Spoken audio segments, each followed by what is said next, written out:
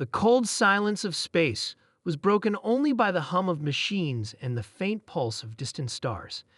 Inside the massive ship, encased in a cryo chamber, a human general lay dormant.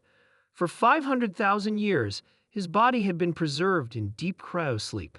Time passed. Civilizations rose and fell, but General Alex Carter remained unchanged, his mind and body locked in a frozen state, waiting for the day he would be needed once again.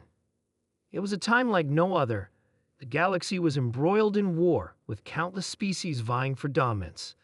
The great intergalactic federation had once been a beacon of hope and peace, but now it was crumbling.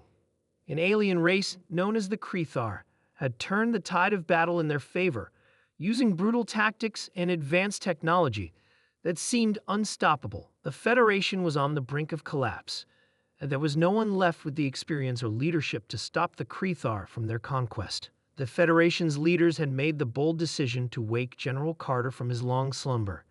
He was humanity's finest military mind, the hero who had once led countless successful campaigns against the galaxy's fiercest enemies. His tactics were legendary, his bravery unmatched. They needed him to save them now. The revival process was delicate and complicated, but the Federation's top scientists had prepared for this moment. After years of research and planning, they finally succeeded. A high-tech chamber, surrounded by a team of scientists and military personnel, hummed to life as the cryo chamber began to open. Within moments, General Carter's eyes fluttered open, his mind slowly adjusting to the harsh reality of the future. "General Carter," a voice echoed through the chamber, "we've been waiting for you." Carter's eyes snapped open fully, and his body stiffened as he took in his surroundings.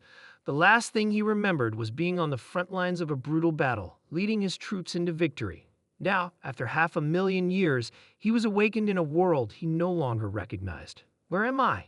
he muttered, his voice hoarse but commanding.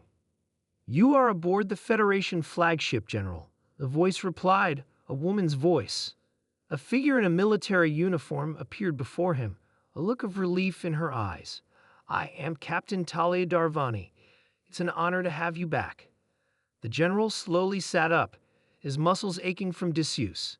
His mind, sharp as ever, began processing the information. The Federation, the Crethar, what happened? Captain Darvani sighed, her face grim. "The war has escalated, General. We've lost many systems to the Crethar.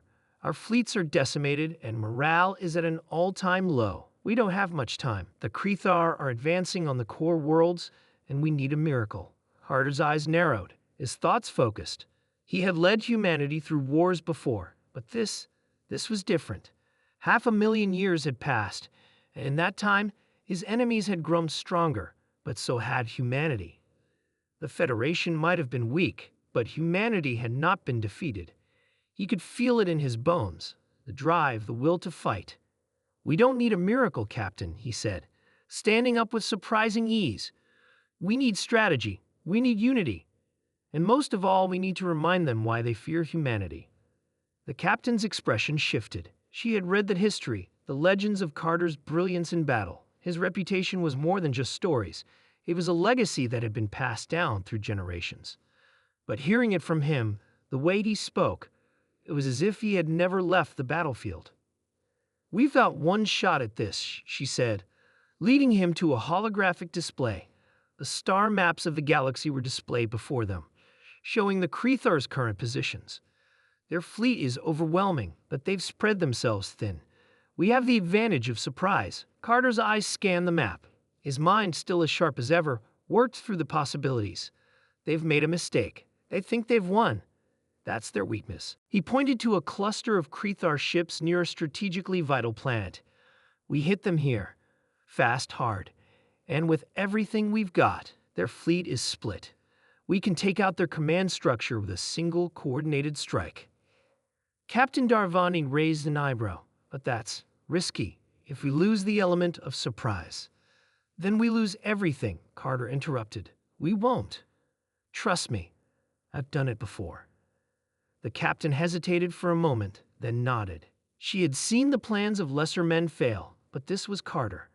His strategies had saved humanity in the past, and she was willing to bet on them again.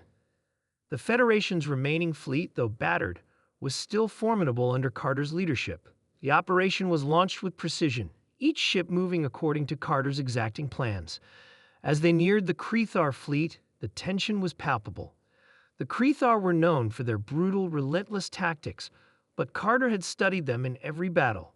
He knew their patterns, their weaknesses. As they entered the battle zone, Carter's voice echoed over the comms, calm and commanding. "Remember, this is our moment. We do not run. We do not falter. We strike with the strength of our ancestors." The Federation fleet engaged the Crethar with ruthless efficiency, catching them off guard. The Crethar scrambled to respond, but they were too disorganized, too distracted. Carter's attack had been swift and decisive, tearing through their defenses and crippling their command ship. Hours later, the battlefield was quiet, save for the wreckage of shattered ships. The Federation had won. Against all odds, General Carter had led humanity to victory. The Crethar were in retreat, and the Federation was saved. As Carter stood on the bridge of the Federation flagship, watching the stars drift by, Captain Darvani approached him once again. "You did it," she said, her voice filled with awe. "We did." Carter gave her a small, grim smile. "No, humanity did it. I just reminded them what we're capable of." And with that, he turned back to the stars, his gaze steady, his mind already focused on the next challenge, because for General Alex Carter, the war was never truly over. The fight for humanity's place in the galaxy would continue. And as long as he stood, humanity would never back down.